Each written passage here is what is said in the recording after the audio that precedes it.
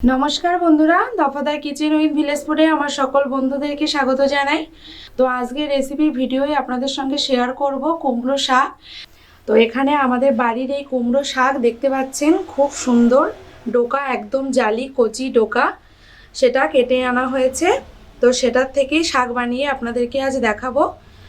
তো প্রথমে শাকগুলোকে আমি শাকের ডগাগুলোকে প্রথমে আমি ছোট ছোট করে সাইজ করে কেটে নেব। দেখুন আমি কিভাবে কাটছি। এখানে একটা কুমড়ো শাকের ডোকা নিয়ে নিয়েছি, খুব সুন্দর। তো সেই ডোকাটার মাঝখান দিয়ে একটা ফাল দেব। এই যে দুখণ্ড করে দিলাম। ডোকার যে এই মুখের দিকের যে অংশটা, এখান থেকে এই যে অংশগুলো আছে দেখছেন, এগুলো কিন্তু খাওয়া হয় না, এগুলো ফেলে দিতে হয়। তো এগুলো আমি বটি দিয়ে কেটে ফেলে দেব। এই দেখুন, সমস্ত ডোকাটায় যতটা এই অংশগুলো আছে সবকটাই কিন্তু ফেলে দিতে হবে কেটে, কারণ এগুলো কিন্তু খাওয়া হয় না। এই যে ফেলে দিলাম এগুলো। বাকি যে অংশগুলো এগুলো আছে সেগুলোকেও আমার ফেলে দিতে হবে। তো সেগুলো আমি ফেলে দিচ্ছি। ডোকাটা কিন্তু একদম পুরো ফ্রেশ আর পরিষ্কার হয়ে গেছে। তো এবার আমি শাকটা কেটে নেব এইভাবে ছোট ছোট করে, সুন্দর করে। ডাটার গায়ের উপরে যে খোসাটা থাকে সেটা কিন্তু কাটার সময় ফেলে দিতে হবে আঁচড়ে। এই দেখুন, এইভাবে টানলেই কিন্তু উপরের যে অংশটা সেটা কিন্তু বেরিয়ে আসছে। এই দেখুন, মোটামুটি পরিষ্কার করে নিলেই হবে, খুব বেশি ফেলার দরকার নেই, মোটামুটি পরিষ্কার হলেই হবে। তো এইবার ডাটাগুলোকে আমি এইরকম সাইজ করে ছোট ছোট করে কেটে নিচ্ছি।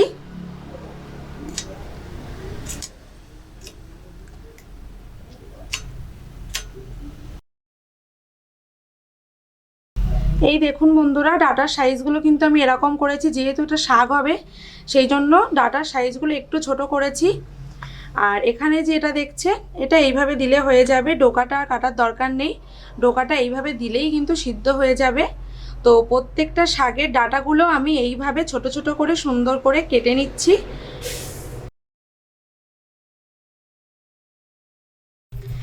ডাটার থেকে শাকের পাতার যে অংশটা আছে সেটা এইভাবে কেটে নিলাম।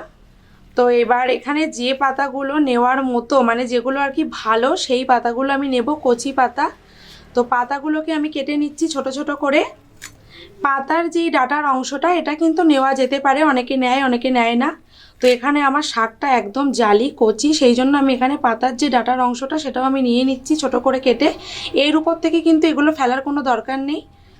এবার পাতাগুলোকে আমি কিভাবে কাটছি দেখুন। পাতার মাঝখান দিয়ে একটা ফাল দিচ্ছি, দিয়ে দুটো অংশটা একসঙ্গে করে নিয়ে এইভাবে ছোট ছোট করে কেটে নিচ্ছি, যাতে করে সিদ্ধটা খুব ভালো হয়। এই দেখুন, ঠিক এরকম ছোট্ট ছোট্ট করে কুচি কুচি করে কেটে নিতে হবে সমস্ত শাক, আমার শাকের পাতাগুলো। এইভাবে সমস্ত কুমড়ো শাকের ডগাগুলোকে আমি সুন্দর করে কেটে নিচ্ছি। বন্ধুরা, সমস্ত কুমড়ো শাকের ডগাগুলো আমার ছোট ছোট করে কাটা হয়ে গেছে, পাতাগুলোকেও কুচিয়ে ছোট ছোট করে নিয়েছি। তো সমস্ত কুমড়ো শাক কাটা কমপ্লিট। এবার এর মধ্যে অন্য যে সবজিগুলো অ্যাড করব সেগুলো একে একে কেটে নেব। এই কুমড়ো শাকে দেওয়ার জন্য এখানে আমি একটা পেঁপে নিয়ে নিয়েছি মাঝারি সাইজে, আর এখানে একটা আলু দিলেই কিন্তু কুমড়ো শাকটা খুব ভালো লাগে, পেঁপে আর আলু। পেঁপেটাকে প্রথমে মাঝখান দিয়ে লম্বায় একটা ফাল দিয়ে দিচ্ছি, লম্বায় আবারও আর একটা ফাল দিচ্ছি, দিয়ে মুখের এই অংশটা কেটে ফেলে দিচ্ছি। এবার একে একে সমস্ত খোসাগুলো পেঁপের গাছ থেকে কেটে ফেলে দিচ্ছি। পেঁপের গাছ থেকে সমস্ত খোসা কেটে আমি ফেলে দিচ্ছি। লম্বায় আবারও আর একটা ফাল দিয়ে দিচ্ছি। বুকের যেই অংশটা দানা ভর্তি, এই অংশটাকে হালকা করে কেটে ফেলে দিতে হবে।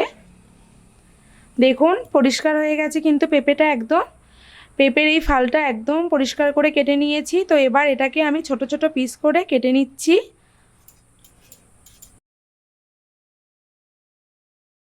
এই দেখুন বন্ধুরা, একটু পুরো পুরো করে কাটতে হবে, এই যে, কারণ শাক সেদ্ধ হওয়া পর্যন্ত পেঁপেটাও তো একই রকমভাবে সিদ্ধ হবে, সেই জন্য পেঁপেটা একটু পুরো পুরো করে কেটে নিতে হবে।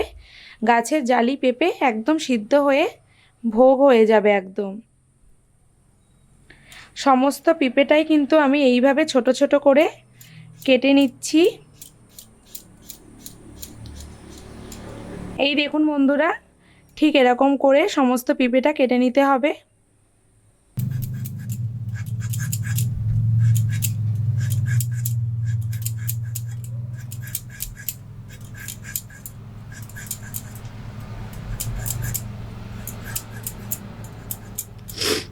বন্ধুরা, পুরো আলুটাই আমি খোসা ফেলে নিয়েছি পরিষ্কার করে। তো এবার আলুটাকে ডুমু ডুমু করে কেটে নিচ্ছি।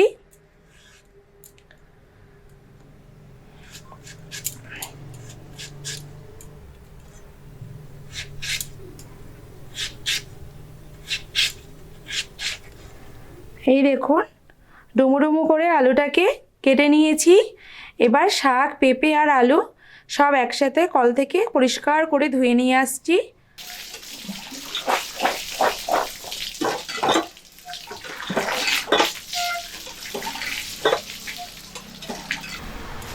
কল থেকে শাক খুব পরিষ্কার করে ধুয়ে এনে জল ঝেড়ে রেখেছি।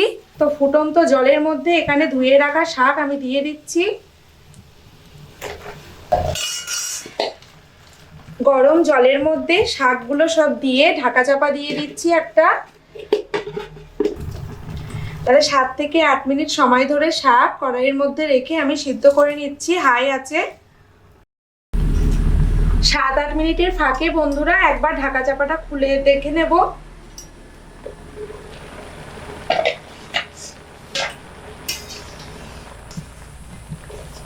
শাকটা একটু উল্টে দিচ্ছি যাতে করে উপরের শাকগুলো খুব ভালো করে সিদ্ধ হয়ে যায়। তলার শাকগুলো কিন্তু অনেকটা সিদ্ধ হয়ে গেছে, আর শাকের পরিমাণটাও কিন্তু অনেকটা কমে এসেছে দেখছেন। তো শাকটা একটু নেড়ে চেড়ে দিলাম যাতে করে উপরের শাকের অংশগুলো খুব ভালো করে সিদ্ধ হয়ে যায়। আবারও আমি এটাকে ঢাকা চাপা দিয়ে দিচ্ছি। 7 থেকে 8 মিনিট ঢাকা চাপা দিয়ে শাক খুব ভালো করে সিদ্ধ করে নিয়েছি। তো ঢাকা চাপাটা এবার আগলা করে দেব। একটু নেড়ে চেড়ে দিচ্ছি শাকটা। দেখুন বন্ধুরা, পেঁপে কিন্তু একদম গলে গেছে,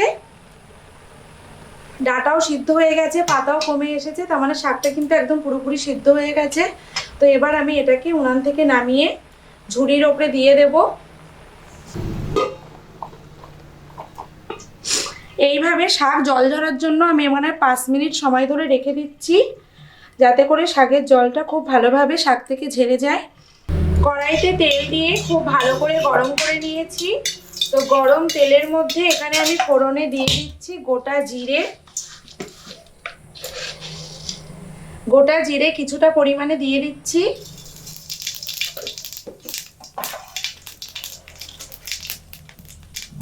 কাঁচা লঙ্কা দুটো দিচ্ছি, চেরা কাঁচা লঙ্কা।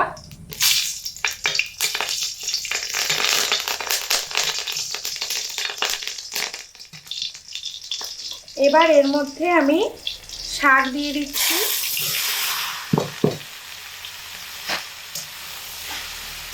শাক দিয়ে একটু নাড়াচাড়া করে নেব।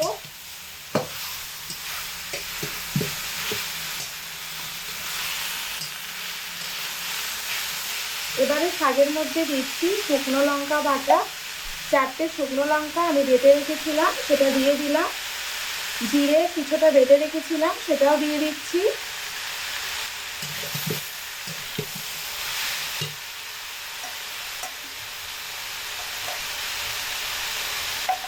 আবারও দুটো কাঁচা লঙ্কা শাকের মধ্যে দিয়ে দিচ্ছি।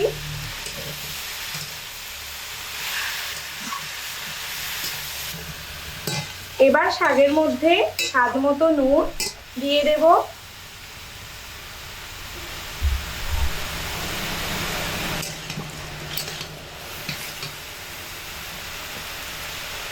এবার দিচ্ছি হলুদ গুঁড়ো, পরিমাণ মতো হলুদ গুঁড়ো এখানে দিয়ে দিলাম।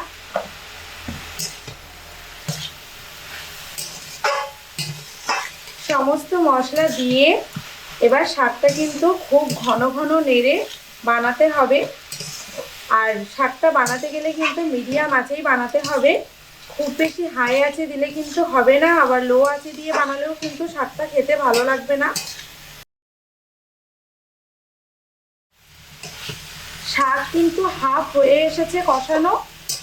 তো এবার আমি এর মধ্যে চিনি অ্যাড করে দিচ্ছি, কারণ চিনিটা হাফের সময় না দিলে কিন্তু ডাটার মধ্যে চিনি একদমই ঢুকবে না, মিষ্টি লাগবে না, নোনতা নোনতা লাগবে। সেই জন্য হাফ কষানো হয়ে গেলে শাক তখন চিনি দিয়ে দিতে হয়, তাহলে ডাটার মধ্যে খুব সুন্দরভাবে মিষ্টিটা ঢোকে এবং ডাটা চেবাতে গেলেও কিন্তু দারুণ ভালো লাগে। এবার এখানে আমি মরিচ বাটা দিয়ে দিচ্ছি কিছুটা পরিমাণে। মরিচ আমি শিলে ফেলে বেটে রেখেছিলাম, তো সেটা এখানে বেশ খানিকটা পরিমাণে দিয়ে দেব। মরিচ বাটাটা সবসময় চেষ্টা করবেন নামানোর আগে দেওয়া।